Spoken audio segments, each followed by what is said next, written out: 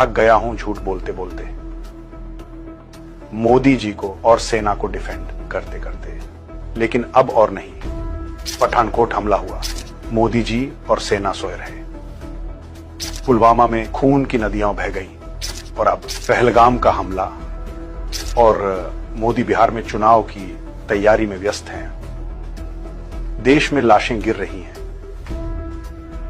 और यहां नारे, जश्न। ये कैसा राष्ट्रवाद है जहां नेता वोट गिनते हैं और जवान मिट्टी में मिलते हैं?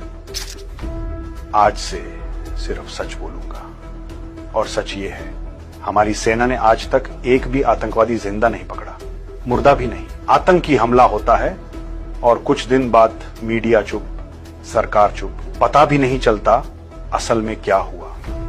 पहलगाम के हमले को 9 दिन हो गए, आतंकवादी मिला नहीं। कहां गया? जमीन निगल गई या आसमान 1 घंटे में गायब हो गया। और हर बार पाकिस्तान पर इल्जाम। जंग की बात करते हो भाई, ट्राई तो किया था, याद है ना? अभिनंदन का हाल देखा, पाकिस्तान ने वापस भेजा, वो भी कपड़े पहनाकर।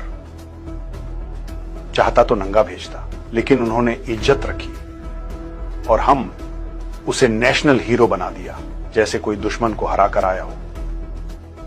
पाकिस्तान से जंग करोगे? कैसे?